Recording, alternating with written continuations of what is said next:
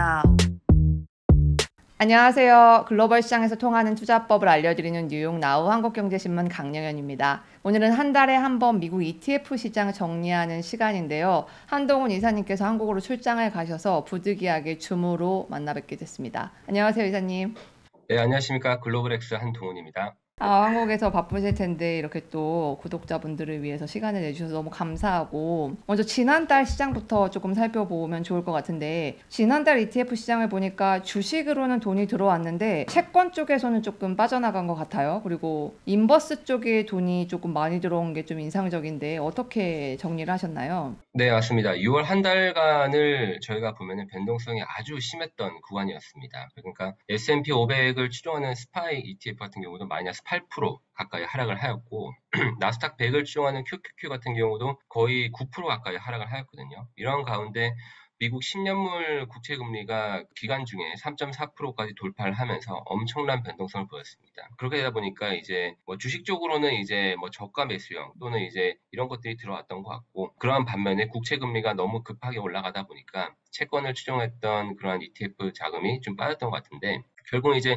뭐 인플레이션 우려감이 이어지다가 이게 경기 침체에 대한 우려감으로 이어지면서 모멘텀이 안 좋았다는 거죠. 그래서 이 모멘텀이 안 좋은 것이 계속해서 반영이 되는 것 같아요. 그러다 보니까 지금까지는 레버리지에 대한 강도가 조금 좋았었으나 6월 달에는 인버스로 자금 유입 강도가 아주 세지고 있는 모습을 확인할 수 있습니다.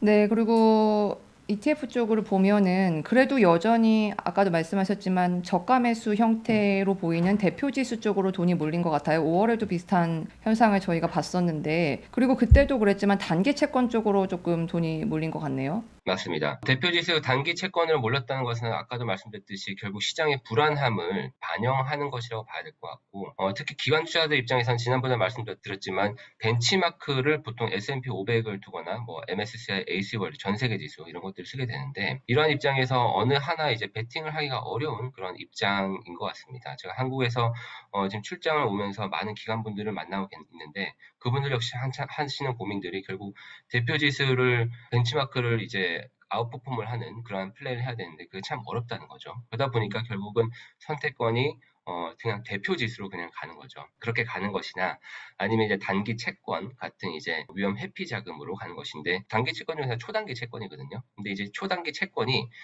결국은 증권으로 분류가 됩니다. 그러다 보니까 이게 현금으로 저희가 알고 있지만 증권으로 분류가 되다 보니까 기관 투자들 입장에서는 조금 이제 주식 편입비, 뭐 채권 편입비 이런 거를 맞추는 데 있어서 조금은 회피를 할 수 있는 거죠. 조금 그 쉼터가 될 수 있는 거죠. 거기다가 이제 이 인버스 자금은 아마 기관 자금보다는 개인 자금들이 훨씬 많지 않았을까 생각합니다.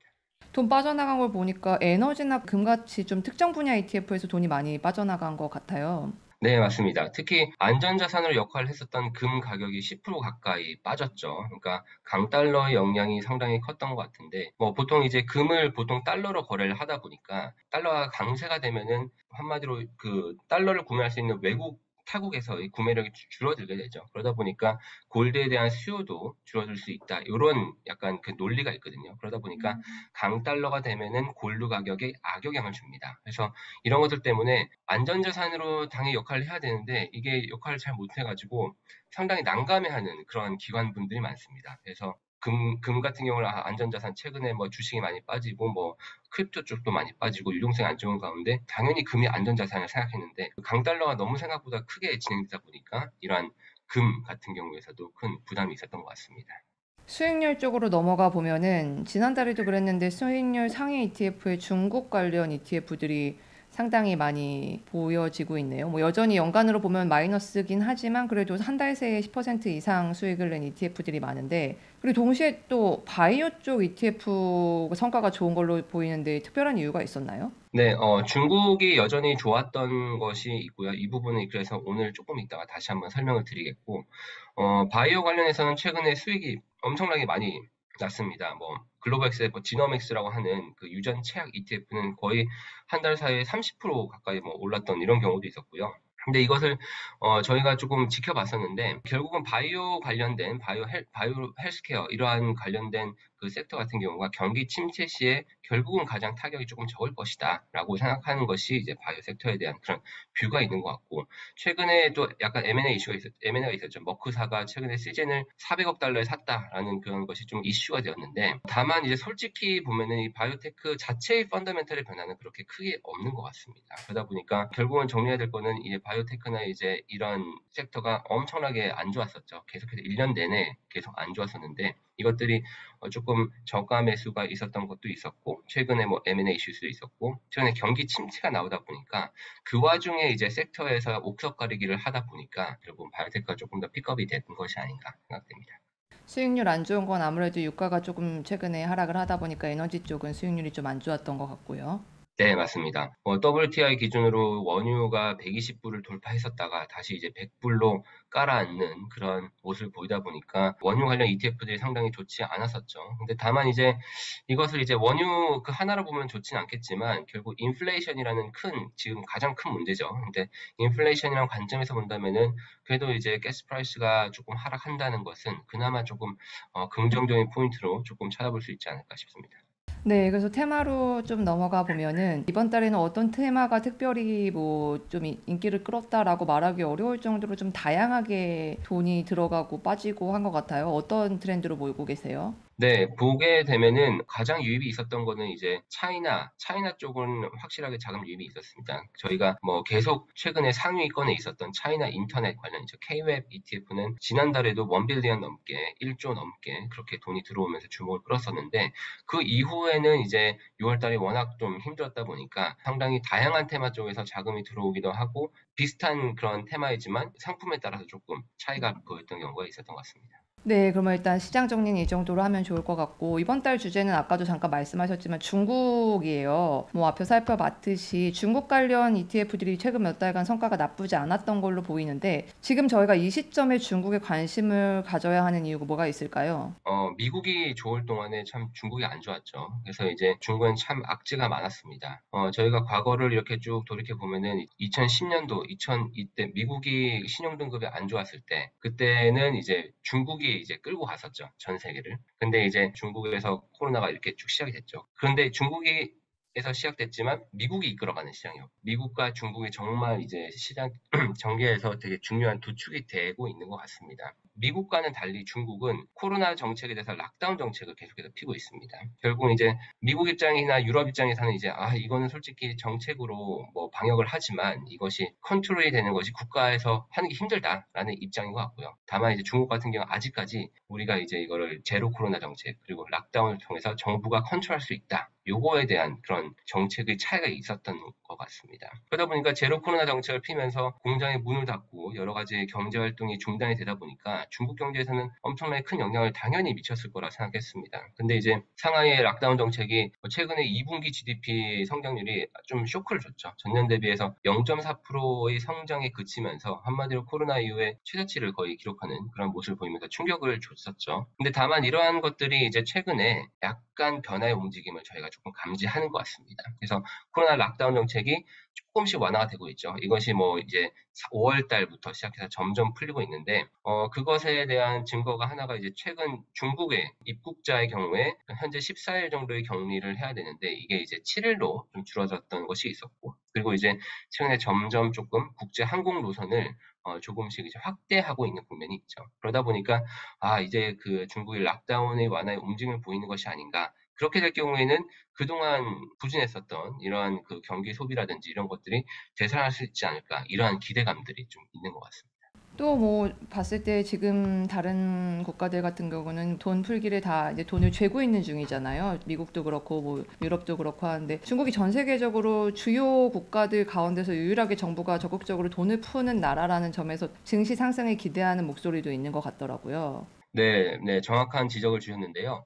중국이 그 코로나를 통제하겠다는 정책이 성공적이지 못하다 보니까 그래도 이걸 깨닫고 이제 그와 동시에 경기 부양에 대한 정책을 피고 있죠. 그동안 이제 락다운 정책으로 인해서 한마디로 이제 미국이 올라갈 때 중국이 못 올라갔기 때문에 상당히 저평가를 받고 이제 리스크라고 여겼었는데 오히려 지금 생각해 보면은 또 약간 입장이 바뀐 것 같습니다. 한마디로 미국이나 한국이나 유럽이나 전부 다 지금 인플레이션 걱정을 하고 있죠. 너무 세게 경기 부양했던 거죠. 한마디로 코로나 때.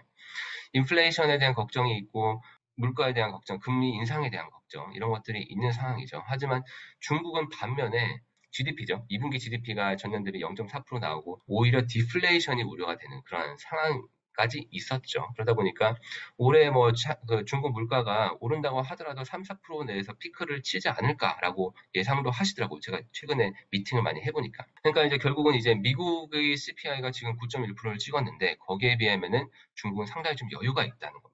이러한 측면에서 봤을 때 미국과 한국 여러 나라가 금리 인상, 인플레이션에 대한 우려감을 가지고 있고 그것이 주식시장의 디스카운트에 반영이 된다면은 중국을 봤을 때는 그런 문제는 일단은 조금 자유롭다라는 것입니다. 그러니까 결국은 이제 금리 인상 행렬에서 조금 자유로운 국가 중에 하나는 중국일 수 있겠다라고 저희가 생각하고 있고요. 그러다 보니까 경기 부양을 이제 뒤늦게 또 다시 시작을 잘 하고 있죠. 중국의 경기가 부진하자 5년 대출 금리를 15bp 정도 낮췄었고요. 근데 이것이 이제 예상했었던 5bp에서 10bp보다는 훨씬 더 그 폭이 컸었습니다.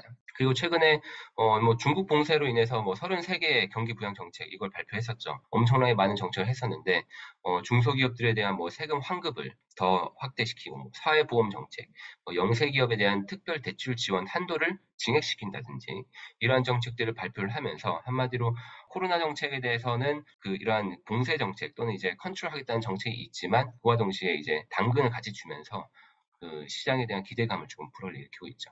사실 근데 중국 주식이 하락한 데는 중국 정부에서 기술 기업에 대해서 굉장히 강력한 규제를 하면서 우려가 커졌기 때문인데 이런 걱정들이 사라졌다고 볼 수 있을까요? 중국 정부가 기술주 규제를 일단은 멈췄습니다. 멈췄다 보니까 시장에서는 일단 당연히 IT 기업들이 엄청나게 이렇게 그 주가 하락이 있었는데 그것이 오르는 건 당연히 맞죠. 악재가 일단은 중단됐으니까. 기술 기업에 대한 규제가 끝났다고 보기보다는 중단을 했다고 보는 게 그러니까 지금 현재 일시 정지라고 보는 게 맞지 않을까 싶습니다.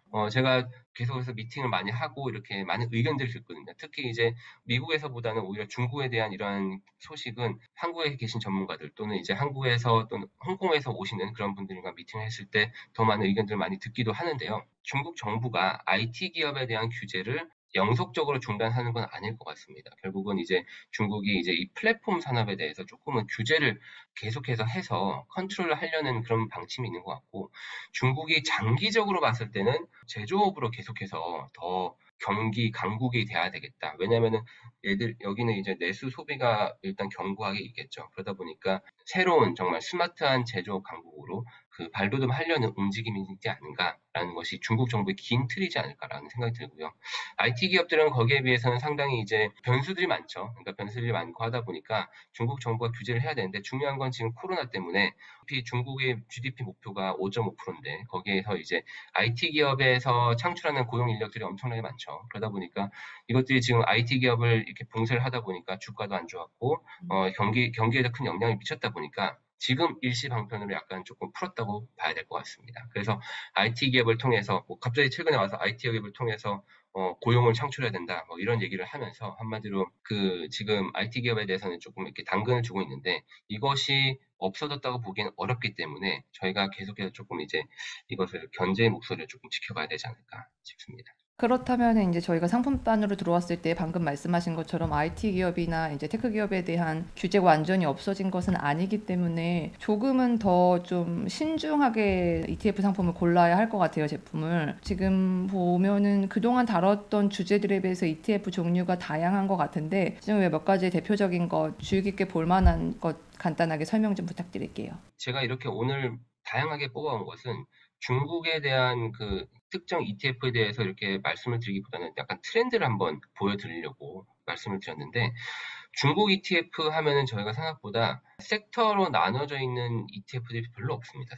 그리고 이제 뭐 대부분 그러니까 미국에 상장돼 있는 ETF 같은 경우도 이제 그냥 MSCI 차이나라든지 아니면 CSI 300이라든지 뭐 H 항생이라든지 한마디로 이제 시장 대표 지수에 대한 ETF들 많이 있고요. 뭐 한국에서는 차이나 전기차, 뭐 차이나 클린 에너지 등 약간 그러니까 테마성도 있지만 저희가 이제 보통 경기를 판단하고 할 때 섹터로 보죠. 보통 섹터로 보고 어떤 게 좋고 어떤 게 안 좋다. 이런 것들이 아직까지 남아 있는데 그것들을 확인하려면은 생각보다 ETF들이 별로 없습니다. 그래서 차이나 섹터로서 제가 지금 미국에 상장되어 있는 것들을 이게 쭉 가져왔고요. 그래서 이제 비교하기 쉽게 동일 회사, 글로벌 X입니다만 동일한 회사에서 갖고 있는 투자 가이드라인이 있기 때문에 섹터별로 쭉 비교를 해보면 좋을 것 같은데 이 ETF에서 말씀드리고 싶은 거는 최근 시장의 변동성이 커졌던 가운데 성과가 좋았던 것을 저희가 주목해 볼 필요가 있습니다. 거기 보면은 티커가 CHIQ라고 해서 MSCI 차이나 컨슈머 디스크레셔너리라고 해서 중국 경기 민감주입니다.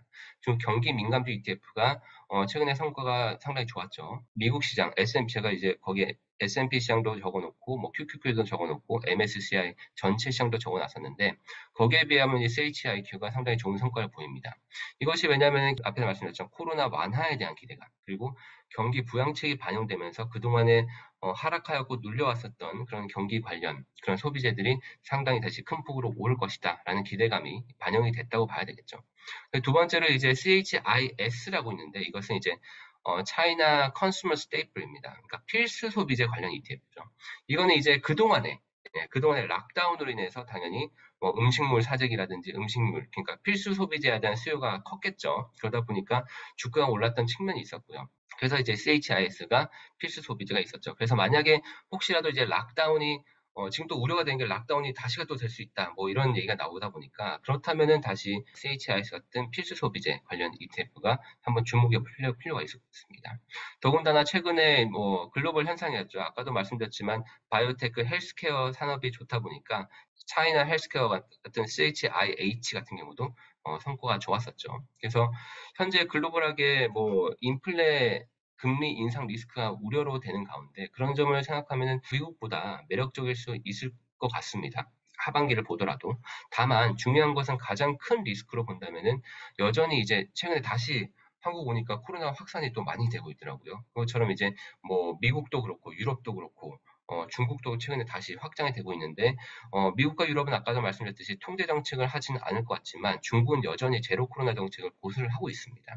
그래서 이것이 뭐 상하이 방법이 될 것인지 뭐 선전 방법이 될 것인지 그 방식에 대해서는 알 수 없겠지만 여전히 통제 방식을 한다는 것에는 이견이 없기 때문에 이것이 다시 또 코로나가 확산되고 통제가 된다면은 그거는 또 다른 리스크가 되다 보니까 이 부분은 또 이제 저희가 지켜봐야 될 것 같고요. 그리고 여전히 아직도 미국과 중국 간의 텐션이 남아있는 상태다 보니까 제가 오늘 말씀드렸던 그 ETF들 섹터들을 보면 성과들을 한 번씩 이렇게 즐겨찾기에 넣어 놓으셔서 보시면서 이제 트렌드를 팔로잉 해보시면 어떨까 생각이 듭니다.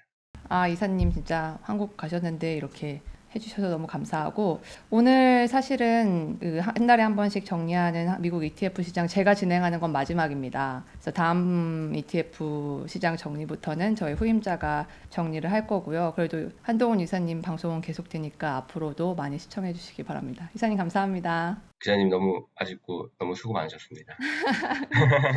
감사합니다. 네, 감사합니다.